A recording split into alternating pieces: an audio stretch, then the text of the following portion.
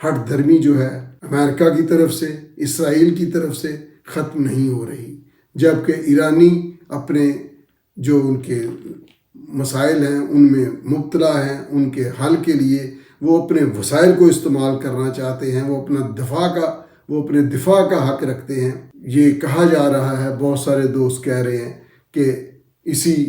چند دنوں میں ایران پر اسرائیل کی طرف سے یا اسرائیل اور امریکہ کی طرف سے حملہ کیا جائے گا، اور پھر یہ جو وینزویلا کے پریزیڈنٹ پر حملہ ہوا ہے اس نے تو ایک نئی جوہت پیدا کر دی جس سے خطرات اور بڑھ گئے ہیں۔ دوسری جانب ایران کہتا ہے کہ جہاں پر یعنی ایرانی قیادت کہ جہاں جہاں امریکیوں کے امریکنز کے اڈے ہیں، جہاں جہاں یہ موجود ہیں، ہم وہاں پر حملہ کریں گے، وہاں پر ہم اس کا جواب دیں گے، اور وہ زیادہ اسلامی ممالک میں ہیں، خلیج میں ہیں، تو اس سے حالات بہت ہی کشیدہ ہو سکتے ہیں۔ اور خلیج کے ممالک کے ساتھ ہمارے معاہدے ہیں پاکستان کے، تو یہ خطہ ایک قسم کا آتش فشاں کے دھانے پر آن بیٹھ۔ ایرانیوں کی زندگی تنگ ہو چکی ہے، کچھ بھی کیا جا سکتا ہے۔ ایک طرف ارادے ہیں، ایک طرف طاقت ہے، دوسری طرف میں سمجھتا ہوں کہ جذبہ ہے۔ ایران کے ساتھ رشیا بھی ہے، ایران کے ساتھ ظاہر ہے کہ جو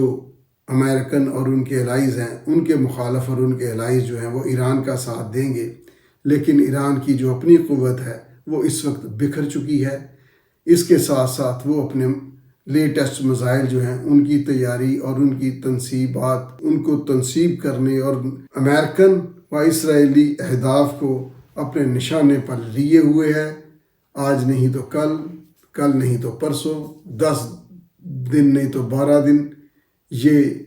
ونس فار آل مسئلہ جو ہے ایک شدید جھڑپ نہیں، جنگ کے بعد حل ہوگا، اس سے پہلے نہیں ہوگا۔ یہ کنفلکٹ جو ایران کی سرزمین اور اس کے پیٹرولیم مصنوعات اور اس کی آزادی اور اس کے اپنے مسائل حل کرنے کے لیے لگانے کی راہ میں رکاوٹ ہے، کہ 1960 سے شروع ہوا تھا، اس میں تیزی جو ہے وہ اس وجہ سے آئی کہ اس میں یوں کہہ لیجئے کہ ایک بنیاد پرستی بھی دھر آئی تھی، جس کی وجہ سے یہ معاملہ بہت آگے چلا گیا۔ اس وقت وینزویلا کی صورتحال نے دنیا میں نئے خدشات کو جنم دیا ہے۔ دیکھتے ہیں کیا ہوتا ہے۔ امیدیں اچھی نہیں، خبریں اچھی نہیں، لیکن اللہ سے دعا کی جا سکتی ہے